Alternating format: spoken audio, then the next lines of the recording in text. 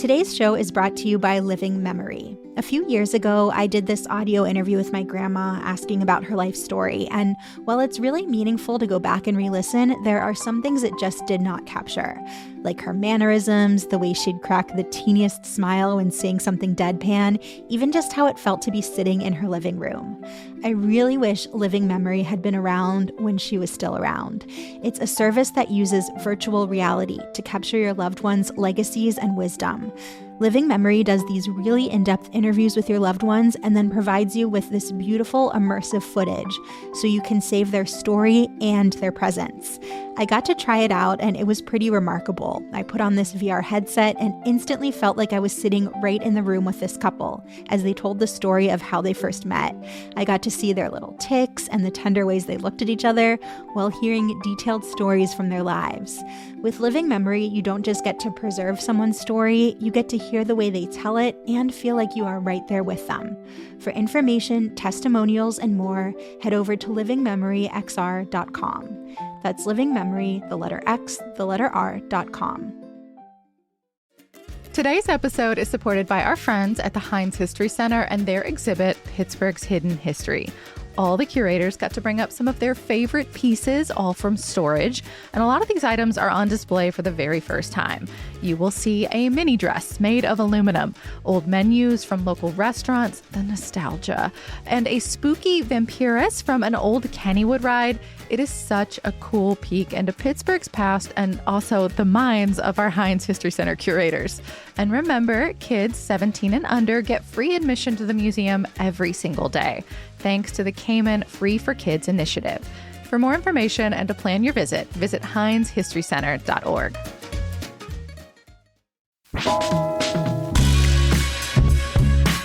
This is CityCast Pittsburgh. I'm Megan Harris, and here's what Pittsburgh's talking about.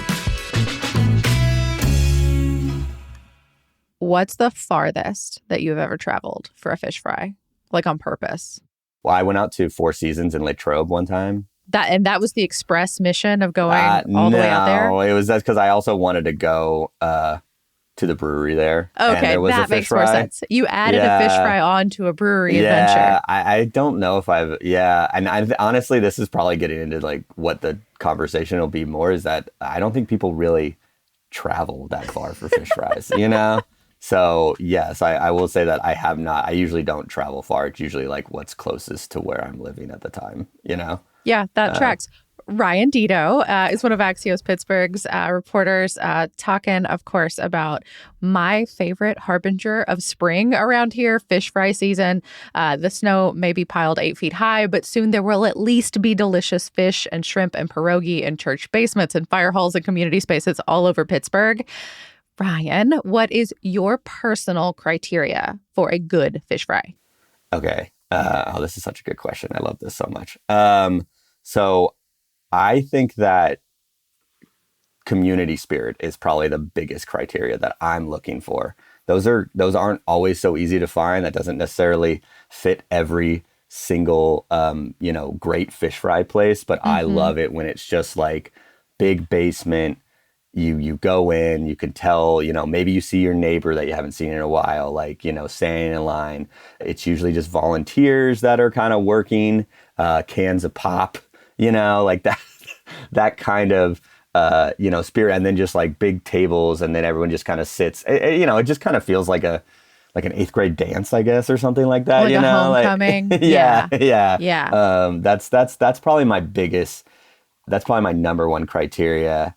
And then I'd go next. I'd probably go like quality of the fish. I think that's like a big one. Spirit in the room. Number two, that's a more of food. A thing. I mean, it's fried fish. Like this isn't like necessarily like this like super amazing perfect cuisine. That's like, oh, you can only get this tamale like this one way or something like that. No, it's it's fried fish. It's what we all love, but it's a pretty universal kind of food. So I think we have differing opinions on the quality of fish or like what we're looking for maybe, because I don't think they are created equal. I have very strong feelings about how I want to eat a fried fish sandwich.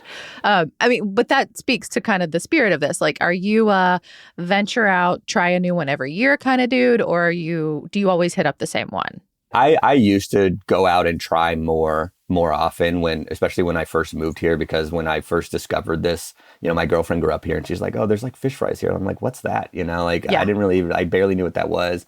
And then when I first went to, I think the first one I went to was in Wexford, because we were living in like the Beaver County, that area up there. And I was like, wow, this is so cool. This is just like this, like everyone's here, everyone's having a good time. Get your fish fry, you sit, you talk. There's usually sometimes there's music playing, and it kind of just carried on from there. And then you discover like the Elks Lodge one over in the north side, which is like legendary, Classic. Which is also like a wait in line though, because it's so popular. And then I just kind of I moved on from there. But now since I've been in Bloomfield for like 10 years now, I'm kind of just like, all right, I go to wherever, just wherever is closest that can make me one, basically. Yeah, you have a regular now. Well, and how many years have you been in Pittsburgh? Like 11, 12 years total, okay, but mostly in Bloomfield. Do you get recognized at the fish fry? It's actually really funny. The last fish fry I went to, it was at Brothmonger Bitter Ends, little combo fish fry on Liberty Ave. And I was just sitting there, and then Bethany Hallam actually walked up, and then we just like chatted for like 20 minutes. So an Allegheny County counselor. Oh yes, Allegheny. That feels like a specific kind of like nerdiness, though, like nerd sees nerd. On the street. Well, in I will say the fish fries that I go to, there's not really a sit down component. It's mostly a takeout thing. So the ones in Bloomfield, we don't have that. True. That like church or community center one. I think if I maybe ventured over to Shadyside. Maybe, but that's only because there's like a lot of politicians that usually go to that one. So that's just like more of like the people I know, I guess. Yeah. And I mean, if you haven't caught on by now, like Pittsburgh truly has hundreds, like literally hundreds of fish fries, which is why I thought it was brave of Axios Pittsburgh to try to make people pick their favorites based on a field of 16. Like, how did you even decide on 16? It was really hard, honestly. This was last year, we should say. Yes, this was last year, and we're going to be doing it again this year. We're gonna wait a little bit longer. We're not going to start it right away. We're going to let people try some fish fries if they want to, and then we're going to do a ranking maybe in the middle of Lent, basically. But it was. There were some that I guess I kind of just knew, like the Elks Lodge, right? So you started with your favorites or the team's favorites. Yeah. Well, and the ones that I realized were really popular because there were so many people there and they've been written up about, like there's a lot of like media scouring to be like, which ones have been written up about? And then it's just, then you got to get into like social media scouring, right? We did some call outs in the newsletter that helped guide us, to like, hey, we really like this one. Hey, I really like this one. And then I would check and I'm like, oh, there is something interesting there. I wanted to make sure there was like kind of a draw because there's a lot of just, I would say very good, but very pedestrian fish fries that I don't think people would really rank, They're more just maybe like, folks aren't going out of their way to go there. Like if it's around the corner, absolutely they're going to support, but you're not getting folks crossing rivers, going through tunnels. Exactly. Yeah. So I think like when we thought about like what I could read, what I could sense from photos about atmosphere, if they had booze was a big one because it's not standard. The board. It's not universal, right? And so sometimes they have special items. Like some do most do pierogies, but sometimes you can tell like the ones that are like the really good pierogies. Yeah, but some of them are like Mrs. T's and like exactly. I get it. You got to serve a lot of people, but like if you got the grannies in the basement. Making the pierogi, that is a different experience. Yes. And so that was another one. Some had like drive-through windows. I think one in Swissvale has I think the Swissvale VFD has a drive-through window, so that's also like a cool thing that you would highlight. And I think, I was just noticing what was kind of unique. And then obviously if we had to call out multiple people said something, then it was like, oh, okay, well then that's that one's probably, but I really was a mix. And to be honest, I don't think we got it perfect the first time. I'm hoping, I don't think we'll get it perfect this next time. I don't think perfection should be the goal when it comes to talking about fish fries. I've been working here 30 years, be like, finally nailed the perfect bracket. Honestly. Well, and the over 30 years, the cooks might change a bit. I mean, let's talk about the final four though, because I mean, people are always looking for recommendations for this sort of thing. And I feel like these are heavy hitters that like I mean, I have not verified myself, but I bet they are coming Yes. back for 2026.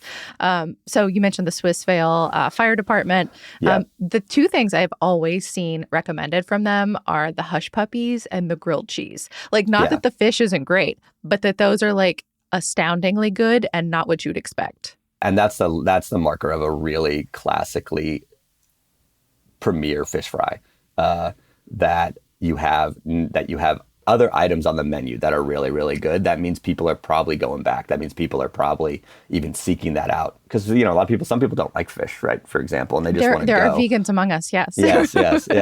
And although I don't know, there's not a lot available at most community fish fries for our vegan neighbors. Vegetarians, yes. Vegans, less so.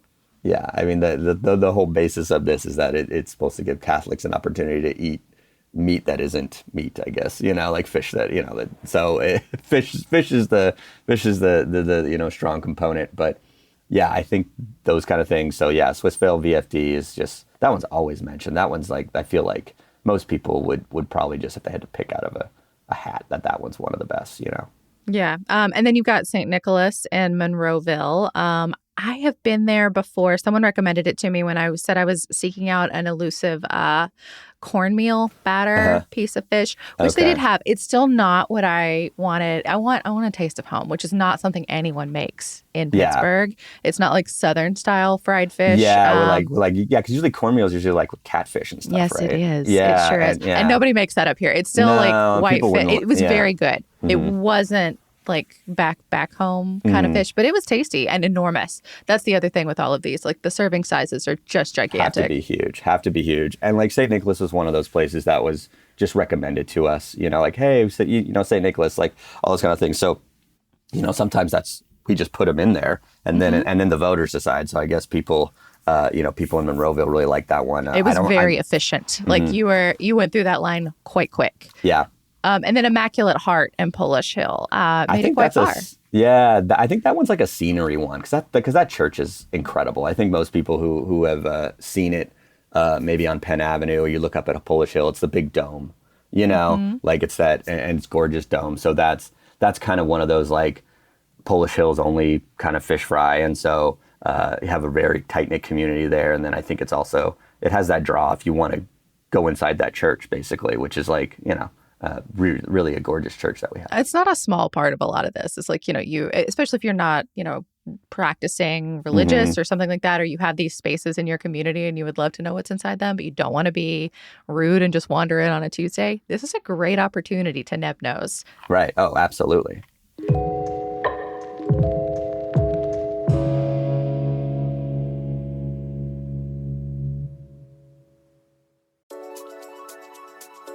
Today's show is brought to you by City Charter High School. City High has been educating students in the heart of downtown for more than 20 years. They have this unique 4-day-a-week, year-round schedule and a curriculum that mixes career preparation, project-based learning, and 13-week mentored internships. If you've got a high school-aged kid, City High is looking for you. And they've got a new admissions open house coming up on Saturday, March 21st. It's from 10 a.m. to noon, and you'll get to tour the school, peek into classrooms, check out the math and science labs, the fitness center, even the cafeteria where students get to eat chef-prepared meals. There will be teachers and student ambassadors on hand to answer all of your questions. City High, real-world learning that works. Learn more and register for the spring open house at cityhigh.org.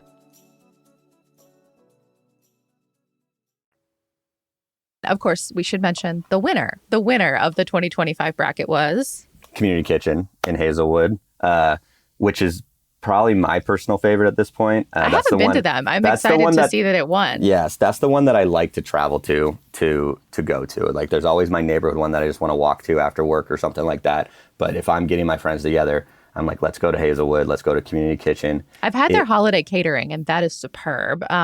Community Kitchen does so many cool things, like their culinary training, their job placement, their child nutrition programs. Shout out to producer Sophia, who saw that they're going to have Girl Scouts selling on site for Select Fridays in 2026, which incredible, good, excellent, extra dessert. Yeah, they have that. They usually have one of their breweries in the neighborhood come, and they set up and they serve beer there too. And then there's just a lot.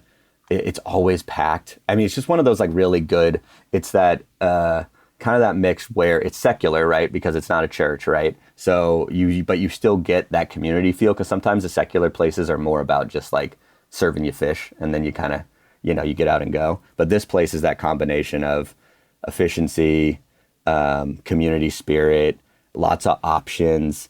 And you're definitely gonna be crammed in, sitting next to people who you don't know. You might strike up a conversation.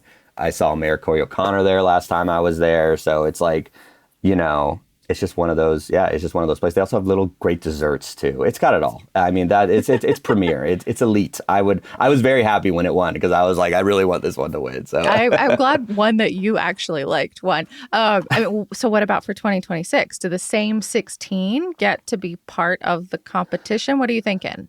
Oh, I mean, we'll start there, but we might change it up a little bit. Maybe I'm about to go back and look at the votes, and maybe places that were recommended that didn't really, get too many votes. Weren't high on your list, or maybe you weren't even aware of them. Yeah, and then we're going to be definitely going to be changing the bracket order, because I think we kind of screwed up a little bit in terms of teaming up some of these other ones, like Elks Lodge, we had against the Swiss Vale way too early in the bracket. Those are top seeds. Like Elks Lodge, it probably should have been in the top 4, to be honest. And the reason it wasn't is because Swiss Vale beat it out.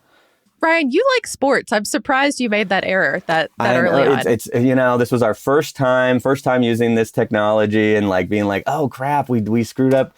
We screwed up the seedings, like we've done a few brackets in between this now too. So I got it down pat. In fact, one time we were doing a bracket for, I think it was the celebrities, and I was actually flying out of town, and then I realized, like right before we were going, I was like, oh crap, I think we screwed up the order. And so I'm writing on the back of my ticket, like how to do the order. You're reseating in real time at the airport? I'm reseating, and I sent a photo to Chrissy. I'm like, this is how it's supposed to go. So we're gonna end up with like Keaton and Goldblum facing off in the second round, which is like, they can't happen, And I'm like, we gotta fix this. So that's gonna be a little bit different, and I think I'm really hoping to get more community input. And actually, this was at the suggestion of County Councilwoman Bethany Hallam, that said like, hey, wait a little bit so that so I can go. She actually goes to like all of them. She really does like a tour of them. So I think we're gonna suggest that maybe on Ash Wednesday. Hey, go try a few and see, and then come back to us. Tell us what your favorite is. So more community input, reseeding the bracket, and starting a little later. I love you, Ryan, but maybe we got to go with Bethany next year. We'll see how this goes. You probably should go with Bethany next year, especially if she goes to the even more this year, I say.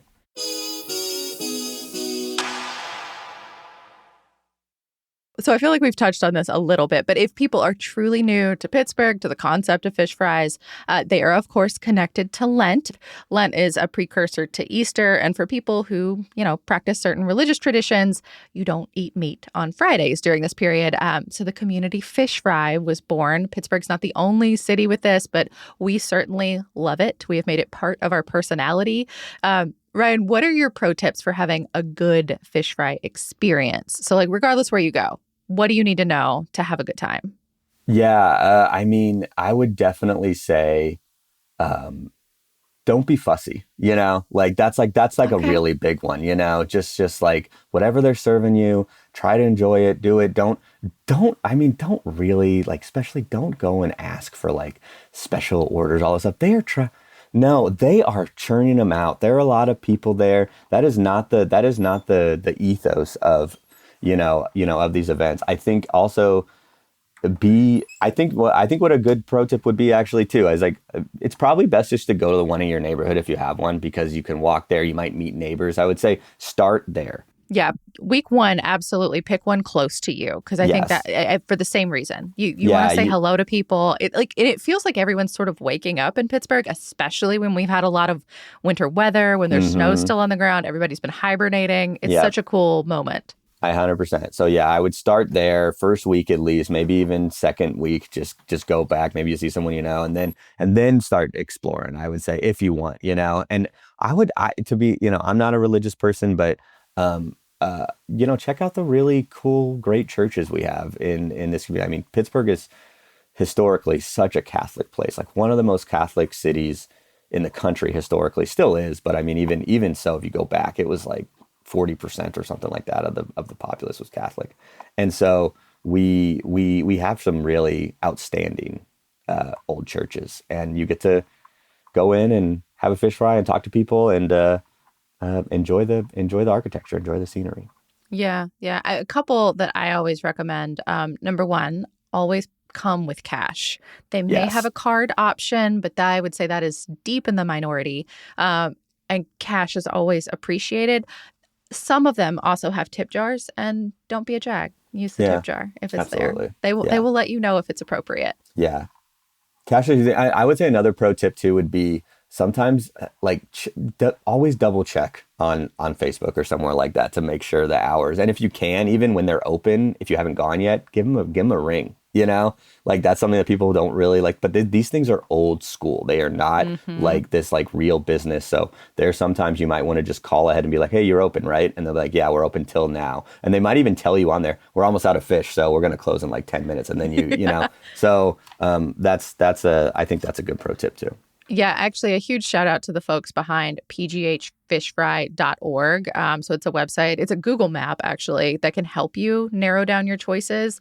Now, I agree with you, Ryan. Like on day of show, like it's great to give these places a call. And like, especially if you're not there the moment they're supposed to open, to make sure that they can still accommodate you. But this website is so amazing. Like it's got filters for places that serve lunch, for example, or have items like specialty stuff like you were talking about, homemade pierogi or alcohol, whether they have it's a huge resource. Yeah, handicap accessibility. Friend of the pod, Holland Barmer and co were hard at work this past weekend verifying everything, making all those phone calls for us and making sure that they do still have the same menu, they're going to be open, the hours, so the rest of us can eat well. So just cannot say enough good things about that. pghfishfry.org.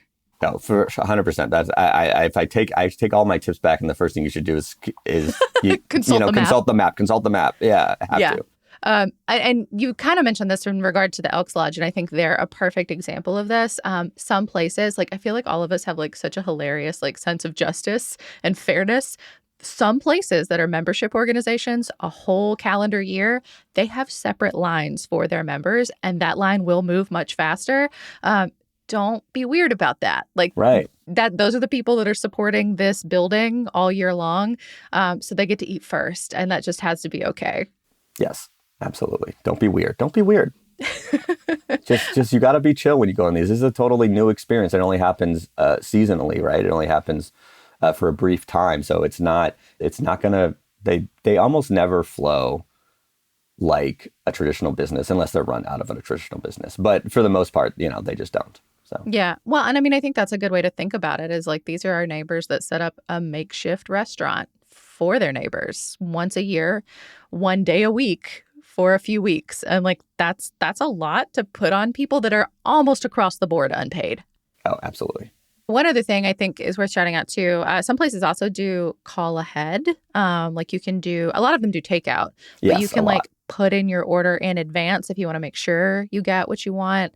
But when I say call ahead, I think this is quirky. Usually that's like Wednesday. If you want to eat on Friday, you got to put your order in like multiple days in advance. Yes, that's also a really good pro tip. Like, yes, when they mean call ahead, they don't mean call when we're open. They mean call a day beforehand because we're taking down orders and then we're just going to have them out. And some people have lived here for so long, they just, whatever, they're just, their fish fry experience is just going to the church, picking it up, saying hello, and then leaving. Yeah, they know Miss Sally wants the baklava, and they're going to throw in some cookies on the side. Exactly. That just is what it is. Yes. Any other pro tips, etiquette suggestions for folks that are experiencing all this, either for the first time or like, anew? I mean, I always love just if you're sitting down, in the communal space, just try to strike up a conversation with someone you don't know. I think this is such a good opportunity to do that. And we don't have that many of those anymore in our kind of increasing online world, right? So this is your opportunity to really just like strike up a conversation. It might be awkward. It might not be. I don't know, but you should just try. Yeah, absolutely. Well, Ryan, I hope you have a great time at your local fish fry. I don't expect to see you out and about, but if anybody listening does see either of us, please say hello, pull up a chair. We would love to talk to you and hear about your favorite fries. I'll direct all of your suggestions to Ryan. Yes. Sounds good to me. Ryan, thank you so much. Absolutely. That is all for today here on CityCast Pittsburgh. You can support us by becoming a CityCast Pittsburgh neighbor. All the details are at membership.citycast.fm. We'll be back tomorrow with more from around the city. We'll talk to you soon.